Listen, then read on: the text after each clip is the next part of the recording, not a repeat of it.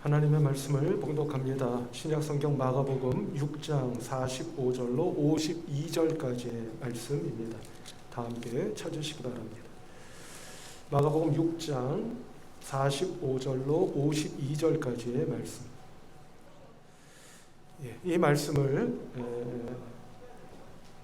낭송본으로 김민기 집사님의 낭송본으로 봉독하도록 하겠습니다.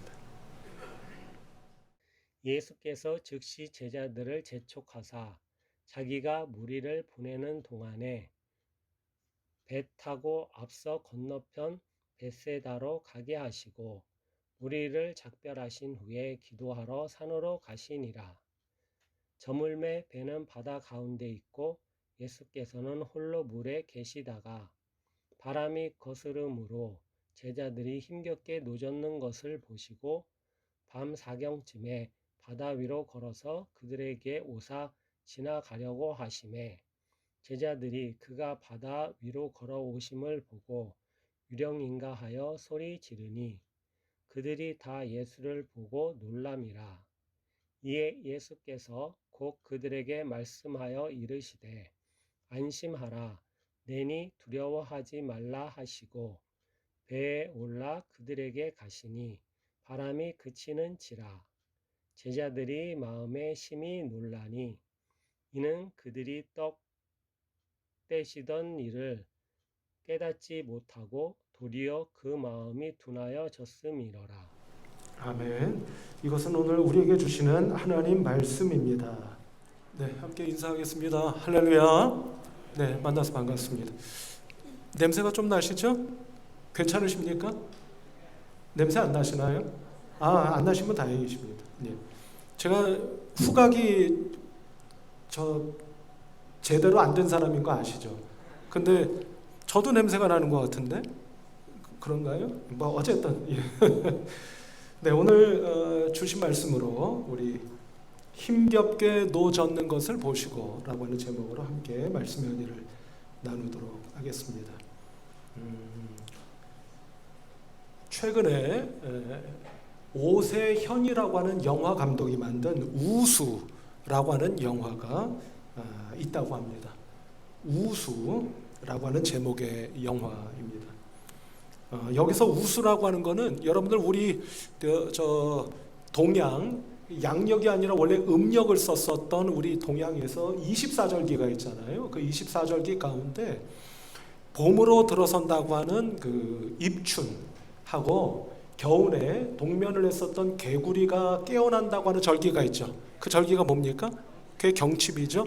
그래서 입춘과 경칩 사이에 있는 절기가 우수라고 합니다. 그러니까 봄이 이제 임박했다라고 하는 이제 그런 뜻을 가지고 있는 절기인데 그런 그 영화 제목이 이런 우수라고 하는 제목으로 되어 있는 영화입니다. 그런데 영화의 내용은 이런 거라고 하는데요. 주인공이 그 대학 후배가 갑자기 죽었다고 하는 소식을 듣고 다른 대학 후배 두 사람과 함께 그 죽은 후배를 찾아가는 과정을 그리고 있는 일종의 이런 영화를 가리켜서 로드무비라고 합니다. 길을 가는 그런 로드무비라고 하는데 그런 형식을 가지고 있는 영화입니다. 근데 내용 가운데 이런 것이 있다고 합니다. 세 사람이 그 죽은 후배를 찾아가는 길에 그만 길을 잃어버린 겁니다. 모르겠습니다. 요즘 같은 시대에 길을 잃을 수가 있나요? 근데 어쨌든 영화 내용상으로는 길을 잃어서 한참 길을 이제 헤매고 있는 겁니다. 근데 그 중에 이런 대사가 나온다고 하는데요. 제가 이 영화에 대한 좀 궁금증이 있어서 관련 기사를 읽다가 이런 대사가 나온다는 것을 읽고 마음에 굉장히 감동이 되었습니다. 그게 뭐냐면 길을 좀 헤맨다고 했죠. 한 사람이 이렇게 말을 합니다. 얼마나 잘못 온 거야? 아마 좀 짜증이 났던 모양이죠. 얼마나 잘못 온 거야? 라고 물었답니다. 그랬더니 다른 한 사람이 이렇게 대답한다고 합니다. 많이 잘못 온 건 아니고 조금 덜 온 거야 라고 대답을 했다고 해요. 한 사람이 뭐라고 얘기를 했다고요? 처음에 얼마나 잘못 온 거야? 라고 다소 짜증스럽게 이야기를 하자 다른 한 사람이 뭐라고 대답했다고 말씀드렸습니까? 많이 잘못 온 건 아니고 조금 덜 온 것 같아. 성도 여러분, 이럴 때 있지 않으십니까? 굉장히 이런 누군가 이렇게 말해주면 굉장히 위로가 될 것 같다는 생각이 들었습니다. 뭔가 큰 잘못을 한 것 같고 길을 잘못 온 것 같은데 아니 잘못한 거 아니고 잘못 온 거 아니고 어땠다는 겁니까? 조금 덜 온 것 같아 라고 누군가 이야기를 해준다면 굉장히 위로가 될 것 같다 하는 생각이 들었습니다. 오늘 본문 말씀을 보면 잘 아시다시피 주께서 오병이어의 기적을 일으키시고 나서 어찌어찌 하시다가 물 위를 걸어오셔서 제자들을 찾아오시는 그런 말씀을 기록하고 있는 말씀인 것을 우리 성도 여러분들이 잘 아시리라 생각합니다. 그런데 재미있는 장면은 45절과 46절 오늘 본문 말씀 45절과 46절의 말씀을 보면 어떤 장면의 말씀이 나오느냐면요, 주께서 오병이어의 기적을 일으키시고 나서 갑자기 제자들을 바다 건너편으로 보내버리십니다. 제자들만 보내신 것이 아니라 누구도? 무리들도. 여기서 무리라고 하는 것은 누구를 의미하는 거겠습니까? 그 오병이어의 기적으로 먹을 수 있었던 그 사람들, 수많은 사람들이 되겠죠. 그 무리들도 다 가라고 하시는 것을 우리가 보게 됩니다. 그러니까 한마디로 말해서 이 장면은 이유가 무엇이든지 간에 주께서 오병이어의 기적을 일으키신 뒤에 서둘러서 그 자리를 해산시키는 것 같은 장면인 것을 우리가 보게 된다는 말씀입니다. 그럼 여기서 이제 궁금한 것이 하나 있습니다. 아니 왜 주님께서는 오병이어의 기적을 일으키신 뒤에 제자들이나 무리들과 함께 조금 더 머물러 계실 일이지 왜 갑자기 서둘러서 그 자리를 해산시키신 것일까 궁금하지 않을 수가 없습니다. 이 궁금증에 대해서 성경이 우리들에게 그 답을 가르쳐주고 계시는 것이 있습니다. 우리 장로교를 만든 칼빈이 이야기한 것처럼 성경은 성경으로 해석해야 된다는 말처럼 이 장면에 대한 궁금증 역시 우리가 말씀을 통해서 해석해 볼 수가 있다는 뜻입니다. 바로 요한복음 6장 14절로 15절의 말씀을 보면 여기 혹시 나와 있습니까? 네, 요한복음 6장 14절로 15절의 말씀을 보면 성경이 이렇게 말씀합니다. 우리 같이 한번 읽어보시도록 할까요? 시작. 그 사람들이 예수께서 행하신 이 표적을 보고 말하되 이는 참으로 세상에 오실 그 선지자라 하더라. 그러므로 예수께서 그들이 와서 자기를 억지로 붙들어 임금으로 삼으려는 줄 아시고 다시 혼자 산으로 떠나 가시니라. 아멘. 이렇게 말씀합니다. 자, 성도 여러분, 답이 되셨습니까?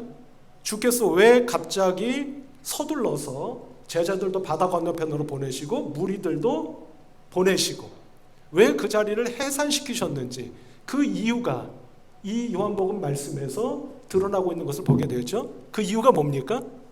사람들이 주께서 오병이어의 기적을 일으킨 것을 보고 목격하고 경험하고서 열광하고 환호하면서 주님을 누구로? 임금으로, 왕으로 세우려고 하시는 것을 주께서 아시고 그것을 경계하셔서 그 자리를 해산시키셨다 라고 요한복음 기자가 우리들에게 그 이유를 설명하고 있는 것을 우리가 보게 된다는 말씀입니다. 그런데 성도 여러분, 저는 이 장면을 지난 한 주간 동안 가만히 묵상해 보면서 물론 요한복음이 앞서 던진 그 질문에 대한 답을 기록하고 계시기 때문에 그것이 사실일 것이고 또 우리는 그것을 믿어야 될 것은 틀림없는 사실일 것입니다. 그러나 저는 여기에 이런 생각을 해보았습니다. 그 시간 그 장소에서 주님께서는 어떤 마음으로 어떤 마음과 뜻과 의도를 가지시고 그 자리를 해산하신 것일까 하는 것을 한 주간 저 나름대로의 영적인 상상력을 동원해서 주님의 마음을 감히 짐작해보고 헤아려 보았습니다. 그러면서 앞서 말씀드린 것처럼 요한복음의 기자가 그렇게 기록하고 있기 때문에 그것이 사실일 것이고 그것을 우리가 믿어야 되는 것은 틀림없지만 거기에다가 이와 같은 의미를 덧붙여 생각해 볼 수 있지 않을까 하는 생각을 해보게 되었다는 말씀입니다. 그것은 무엇이냐면 성도 여러분, 오병이어의 기적이라고 하는 것은 다른 게 아니잖아요. 광야에서 수많은 사람들이 지금 배고파서 고통받고 있습니다. 그런데 그 사람들을 주께서 긍휼히 여겨주셔서, 불쌍히 여겨주셔서 부족함이 없도록 먹여주신 사건이지 않습니까? 그게 오병이어 사건 아닙니까? 그게 오병이어 사건입니다. 그런데 가만히 생각해 보면 오병이어의 기적의 사건은 배고픈 자들을 먹여주셨다. 이거 엄청난 사건이죠.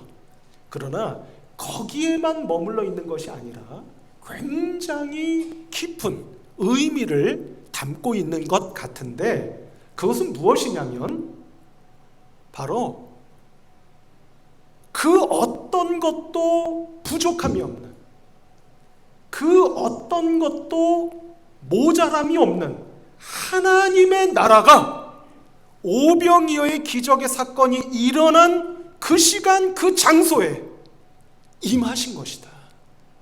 그게 아닐까? 이런 생각을 해보게 되었다는 말씀입니다. 바꿔 말하면, 아니 간단히 말씀드리면, 오병이어의 기적의 사건이 일어난 그 시간 그 자리에 뭐가? 하나님 나라가 그 자리에 임하신 것이다 라고 하는 것을 우리가 생각해 보지 않을 수가 없겠다 하는 생각을 해보게 되었다는 말씀입니다. 그렇다면 앞서 제가 던졌던 그 질문, 왜 주님께서는 오병이어의 기적의 사건을 일으키신 뒤에 자칫 서둘러서 그 자리를 해산시키신 것일까 하는 것에 대한 또 다른 해석이 가능할 수 있다라고 하는 것입니다. 그것은 무엇이냐면, 이처럼 어떤 것도 부족함이 없고 어떤 것도 모자람이 없는 하나님의 나라가 임한 것을 목격하고 경험한 사람들은, 그러니까 제자들과 무리들이겠죠. 그들은 그 사건을 경험하자마자 어떻게 해야 된다는 겁니까? 그 자리를 일어나서 그들의 삶의 현장으로 나아가 그들이 목격했고 경험한 하나님의 나라를 다른 사람들에게 전할 수 있어야 된다 라는 뜻에서 주께서 어쩌면 그 자리를 서둘러 해산시키신 것이 아닐까. 제가 감히 주님의 마음을 온전히 헤아릴 수는 없겠습니다만서도, 제가 만일 주님이라면 그런 뜻으로 그 자리를 해산시키시지 않으셨을까 하는 생각을 해보게 되었다는 말씀입니다. 자, 그런 의미에서 이어지는 말씀을 보면, 자, 제자들은 바다 건너편으로 보내셨고 무리들도 떠나보내셨습니다. 그런데 이어지는 말씀을 보면 무리들이 어떻게 움직였는가라고 하는 행적에 대해서는 기록이 없습니다. 누구에 대한 기록만 남아 있습니까? 제자들에 대한 기록만 남아 있습니다. 아시잖아요. 바다 위에서 고생한 거. 그죠? 그게 무리들입니까? 제자들입니까? 제자들입니다. 무리들에 대한 행적의 기록은 없고 제자들의 행적에 대한 기록만 남아 있다는 말씀입니다. 이거 왜 그럴까? 짐작이 되는 겁니다. 성도 여러분, 무리는 그렇다 치고, 무리들은 그렇다 치고, 적어도 주님의 제자들이라면, 그것도 어떤 제자들?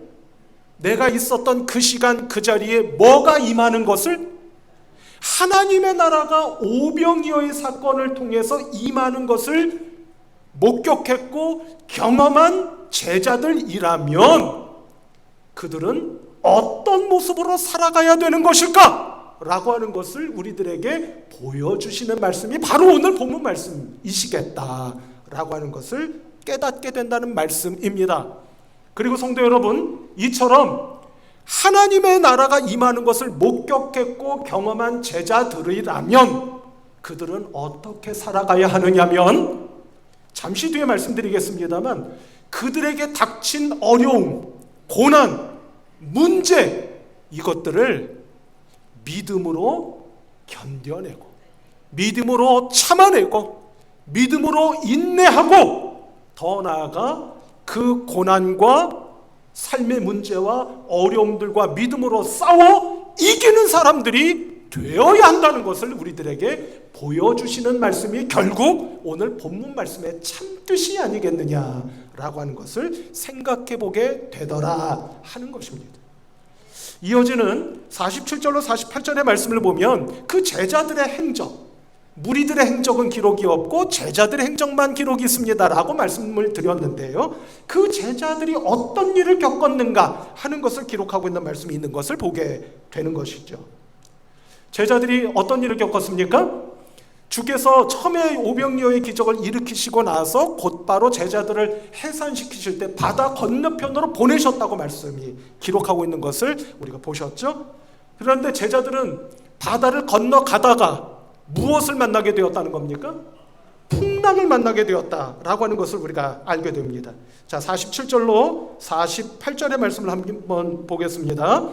저물매 배는 바다 가운데 있고 예수께서는 홀로 무태 계시다가 48절 바람이 거스름으로 제자들이 힘겹게 노젓는 것을 보시고 중반절까지만 제가 읽었습니다. 바람이 거스름으로 그러니까 무엇을 만났다는 겁니까? 앞서 말씀드린 것처럼 풍랑을 만났다라고 우리가 짐작할 수가 있겠습니다. 풍랑을 만났습니다. 그래서 48절 말씀에서 제자들이 힘겹게 노젓는 것을 보시고 이렇게 기록되어 있는 것을 보게 되죠. 그러니까 풍랑을 만났는데 성도 여러분, 이 말씀을 가만히 보면 제자들이 바다를 건너가다가 만난 이 풍랑은 결코 간단한 풍랑이 아니었다고 하는 것을 우리가 알 수가 있습니다. 웬고하니 이 48절 말씀에서 힘겹게 노를 젓으시고 이렇게 기록하고 있는 말씀 가운데 힘겹게라고 하는 말이 있죠. 힘겹게, 요 말만 보더라도 얼마나 제자들이 힘에 겨웠을까 하는 것을 우리가 짐작을 할 수가 있겠습니다만서도 조금 더 덧붙여 말씀을 드리면 여기서 힘겹게라고 하는 말의 원뜻은 무슨 뜻이냐면요, 놀랍게도 여러분 잘 들어보시기 바랍니다. 고문을 당할 때 겪는 고통이에요. 그러니까 여기서 힘겹게라는 말의 헬라어 원뜻은 어떤 뜻이라고요? 고문을 당하는 것 같은 고통을 의미하는 뜻이라는 말씀입니다. 그러니까 제자들이 만난 이 풍랑이 얼마나 강력한 풍랑이었고 그야말로 제자들은 아무리 힘겹게 노를 저어도 한 발자국도 앞으로 나아갈 수 없을 만큼의 강력한 풍랑을 지금 만나고 있었다고 하는 것을 우리가 알 수가 있다 하는 것입니다. 그런데 성도 여러분, 여기서 우리가 놓쳐서는 안 되는 것이 한 가지 있습니다. 아주 중요한 사실입니다. 그것은 무엇이냐면 제자들이 이처럼 힘겹게 노를 젓고 있었습니다. 한 발자국도 앞으로 나가기가 어려웠어요. 그런데 놀랍게도 이 상황을 주께서 보고 계셨다는 말씀입니다. 다시 말씀으로 돌아가 볼까요? 48절 중반절까지만 제가 다시 한번 읽어봅니다. 바람이 거스름으로 제자들이 힘겹게 노젓는 것을 보시고 이렇게 되어 있습니다. 보셨다는 겁니다. 주님께서 무태 계셔서 제자들이 힘겹게 아주 고통스럽게 노를 젓고 있는 것을 보셨다. 이렇게 말씀하고 있는 것을 보게 되는 것이고요. 여기서 앞서 힘겹게라는 뜻이 어떤 뜻이라고 제가 여러분께 말씀드렸습니까? 원뜻이 고문을 당하는 것 같은 고통이라고 말씀을 드렸죠. 같은 맥락에서 여기서 주님께서 보셨다, 보시고 라고 말할 때 이 말의 원뜻은 또 무엇이냐면 예의주시하는 겁니다. 어떻게 주시한다고요? 예의주시하는 것. 우리 성도 여러분, 제가 조금 농담 삼아 말씀드릴까요? 여러분들 예배 드리실 때 예배를 드리시는 여러분들의 모습이 어떤 모습인지를 제가 설교하느라 못 보는 것 같으시죠? 그죠? 근데 제가요, 여러분들이 어떤 태도와 자세로 예배를 드리는지 보고 있습니다. 그것도 어떻게? 제가 예수님이라는 뜻 아니에요. 오해하지 마세요. 어디 가셔서 우리 목사님이 자기가 예수님이라고 그랬다 그러지 마세요. 저도 여러분들 볼 때 어떻게 보겠습니까? 예의주시합니다. 왜요? 예배드리는 여러분들의 자세와 태도가 여러분들의 한 주간의 영적인 생명을 좌지우지할 수 있기 때문이에요. 그래서 그냥 슬쩍 보고 지나갈 수 없다는 말씀입니다. 제가 예의주시하고 있으니만큼 여러분들 바른 믿음, 바른 자세로 예배하시는 여러분들 되시길 바랍니다. 어쨌든 주께서 무태서 제자들이 힘겹게 노젓는 것을 보셨다. 어떻게 보셨다? 예의주시하고 계셨다 라고 하는 것을 우리가 확인해 볼 수가 있겠다 하는 것입니다. 따라서 성도 여러분, 오늘 시간에 먼저 축복하는 것은 우리 성도 여러분들이 마치 제자들이 바다에서 고통을 겪고 있었던 것처럼 여러분들이 지난 한 주간 동안 여러분들이 겪었던 모든 삶의 순간들, 그것이 고통스러웠든 괴로웠든 눈물 났든 상처받았든 어떤 상황, 어떤 형편 속에 놓여 계셨다 할지라도 우리 곁에 당신의 영으로 함께 하시는 주님께서 여러분들이 어떤 상황, 어떤 형편 속에 놓여 계시는지 다 지켜보고 계신다고 하는 것을 굳게 믿으시는 우리 성도 여러분들 꼭 되시기를 주님의 이름으로 기원합니다. 그것도 보실 때 어떻게 보신다고요? 여러분들을 예의주시하고 계신다. 네가 많이 힘들겠구나. 네가 많이 아팠겠구나. 네가 많이 어려웠겠구나. 고생하고 있구나 라고 하는 것을 예의주시하시며 주시하시는 여러분들, 주님께서 여러분들에게 반드시 은혜를, 반드시 하늘의 축복을 베풀어 주실 줄로 믿습니다. 이제 막 여러분들에게 주님께서 제자들을 예의주시하고 계셨다는 말씀을 드렸습니다. 그런데 성도 여러분, 이처럼 하나님께서 또는 주님께서 우리를 보고 계신다, 또는 예의주시하고 계신다 라고 하는 것은 우리가 생각하는 것보다 훨씬 더 중요한 의미를 가지고 있다, 이렇게 말씀을 드릴 수가 있겠습니다. 제가 예를 들어 보겠습니다. 다 아시는 말씀이리라 생각합니다만 확인차 예를 들어 여러분께 말씀드리고자 합니다. 우리가 지금 새벽 기도의 시간에 출애굽기를 읽고 있습니다. 출애굽기를 읽고 있는데요, 성도 여러분, 하나님의 백성이, 이스라엘 백성들이, 히브리 백성들이 애굽 땅에서 고통을 받습니다. 핍박을 받습니다. 고역을 치릅니다. 그래서 백성들이 하나님을 향해 부르짖습니다. 당신의 백성들이 부르짖는 소리를 들으시는 하나님께서 어떻게 하실까? 무엇이라고 대답하실까? 라고 하는 것을 여러분들과 함께 말씀을 통해 확인해 보려고 합니다. 출애굽기 3장 7절의 말씀입니다. 아마 여기 앞에 있을 것 같습니다. 나왔나요? 같이 한번 읽어봅시다. 시작. 여호와께서 이르시되 내가 애굽에 있는 내 백성의 고통을 분명히 보고 그들이 그들의 감독자로 말미암아 부르짖음을 듣고 그 근심을 알고, 이렇게 말씀하고 있습니다. 이것이 바로 출애굽기 3장 7절의 말씀입니다.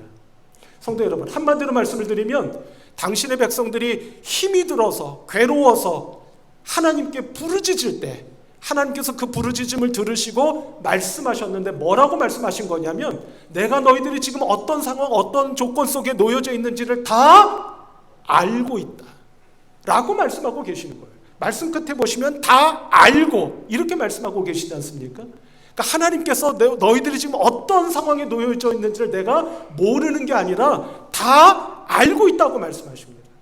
그런데 알고 있다고 말씀하실 때 이것을 어떻게 표현하여 말씀하고 계시느냐면 말씀 맨 앞부분을 한번 보도록 하실까요? 출애굽기 3장 7절 맨 앞부분입니다. 여호와께서 이르시되 내가 애굽에 있는 내 백성의 고통을 분명히 뭐라고 되어 있습니까? 분명히 보고라고 되어 있습니다. 하나님께서 당신의 백성들이 어떤 삶을 살고 있는지를 다 보고 계신다. 오늘 본문 말씀 48절에서 보시고 라고 하는 말씀과 똑같지 않습니까? 주님께서도 제자들이 지금 어떤 고초를 겪고 있는지를 보고 계시고 하나님께서 또 당신의 백성들이 어떤 삶에 처해져 있는지를 다 보고 계시는 겁니다. 보고 계시기 때문에 알고 계신다는 말씀의 뜻이 되는 것입니다. 그럼 성도 여러분, 당신의 제자들과 당신의 백성들이 어떤 상황에 처해져 있는지를 다 보고 계시고 알고 계시는 하나님께서 그러면 어떻게 하실까요? 바꿔 말씀드리면 마냥 보고만 계시겠습니까? 마냥 보고만 계실까요? 어떠시겠습니까? 결코 하나님께서는 보고만 계시지 않는다고 하는 것을 성경은 우리들에게 가르쳐주고 계신다고 하는 사실입니다. 이어지는 말씀 8절의 말씀입니다. 이 8절의 말씀을 같이 한번 또 우리 읽어보도록 하실까요? 시작. 내가 내려가서 그들을 애굽인의 손에서 건져내고 그들을 그 땅에서 인도하여 아름답고 광대한 땅, 젖과 꿀이 흐르는 땅, 곧 가나안 족속, 헷 족속, 아모리 족속, 브리스 족속, 히위 족속, 여부스 족속의 지방에 데려가려 하노라. 아멘. 이렇게 말씀하고 계십니다.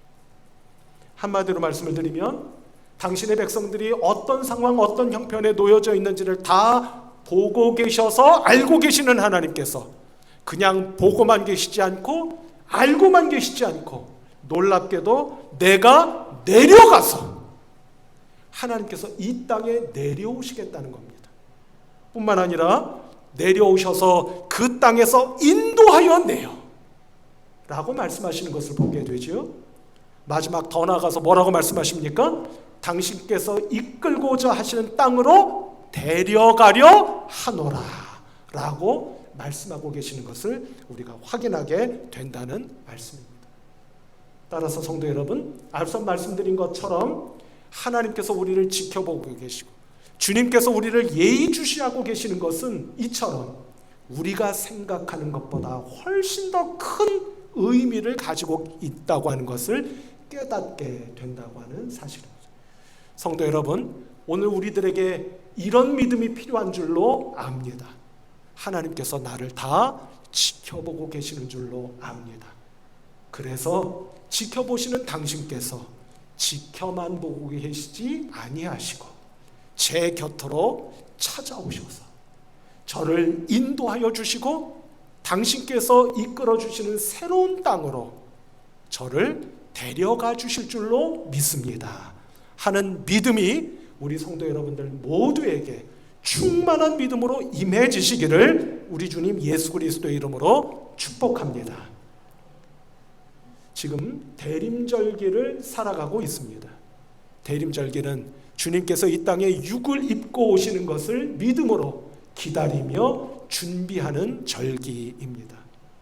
부디 오늘 내가 어떤 상황, 어떤 조건 속에 놓여져 있다 할지라도 이 땅에 오시는 주님께서 나를 지켜보고 계시고 지켜보시는 것뿐만 아니라 내 손을 꼭 붙잡아 나를 이 삶의 어려움으로부터 건져내 주시고 꺼내어 주셔서 새로운 인생길로 반드시 인도해 주실 것을 믿습니다 하는 믿음이 우리 모두에게 오늘 성령의 충만한 은혜 가운데 임해지시기를 다시 한번 우리 주님 예수 그리스도의 이름으로 축복합니다. 마지막으로 여러분들이 이런 믿음이 여러분들에게 함께 하시기를 축복합니다라고 말씀드리면 여러분들께서 저에게는 그런 믿음이 너무나 부족합니다 라고 생각하실 분들이 많이 계시리라 생각합니다. 오늘 설교 말씀 모두에 말씀드린 영화의 대사를 다시 한번 확인해 봅니다. 많이 길을 잘못 온 것 같습니다. 큰일 난 것 같습니다. 하나님, 저는 너무 부족합니다. 이제는 어떻게 할 수도 없을 것 같습니다 싶으신 여러분들에게 하나님이 말씀하시는 것 같지 않으십니까? 아니, 잘못 온 것 아니야. 다만 가야 할 길을 조금 덜 온 것뿐이야. 내가 너에게 힘을 줄 터이니 네가 가야 할 남은 길을 믿음으로 최선을 다해 걸어가 보려무나 내가 너를 곁에서 성령님을 통해 도와줄 거야 라고 오늘 우리에게 말씀하시는 듯 싶습니다. 하나님께서 말씀하시고 성령께서 도우시는 믿음으로 우리가 걸어가야 할 이 믿음의 길을 남은 기간, 남은 길을 힘차게 걸어가실 수 있는 믿음의 복된 성도님들 한 분 한 분 모두가 다 되시기를 우리 주님 예수 그리스도의 이름으로 축복합니다. 기도하겠습니다. 하나님 아버지, 감사하고 감사합니다. 우리가 내쳐 걸어가야 할 믿음의 길이 있건만 저희들은 그 길을 어느 때는 헤매이기도 하고 어느 때는 주저앉을 때도 많습니다. 하나님, 그러나 오늘 말씀 주심에 하나님께서 그런 저희들을 다 지켜보고 계시고 예의주시하고 계셔서 그냥 보고만 계시지 아니하시고 반드시 우리들 곁으로 오셔서 힘겨워하고 쓰러질 듯 하고 있는 저희들 한 사람 한 사람을 모두 다 새 힘 주셔서 걸어가야 할 믿음의 길을 끝까지 걸어갈 수 있도록 도와주실 것을 믿습니다. 오늘 저희들에게 이 말씀이 큰 은혜와 능력과 축복이 되게 하여 주셔서 모든 성도들이 함께 각자 걸어가야 할 믿음의 남은 여정을 최선을 다해 걸어가며 걸어가는 내내 주님의 도우심을 크게 힘입을 수 있는 믿음의 성도들 되게 하여 주시옵소서. 우리 주님 예수 그리스도의 이름으로 간절히 기도하옵나이다. 아멘.